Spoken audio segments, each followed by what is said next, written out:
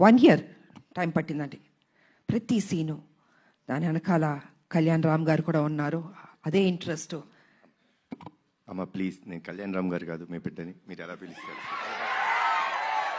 ఎంతైనా బాబు హీరో, ఆ హీరోకి మేము ఇవ్వాల్సిన గౌరవం. ఇంట్లో బాబు అనొచ్చు, బయట గారు అనాలి. అమ్మ ఇప్పుడు బిడ్డని కళ్యాణ్ అనే పిలుస్తుంది మా అమ్మ, లేకపోతే బాబు నాన్న అని పిలుస్తారు. మీరు అలానే పిలవని మనస్ఫూర్తిగా కోరుకుంటానమ్మా. మనకి ఇవన్నీ కాదమ్మా, it's between us, that's it. Because you're a hero కదా బాబు, I have to give respect. First మీ కొడుకుని, తర్వాత హీరోని. ఓకే సార్, మీకోసం రామ్ అనే పిలుస్తాను. అందమైన పేరు రామ్, నిజంగా బయట కూడా రామ్. రాముడు లాంటి మంచి బాలుడు, ఆయన మంచి మనసు ఉంది తనకి.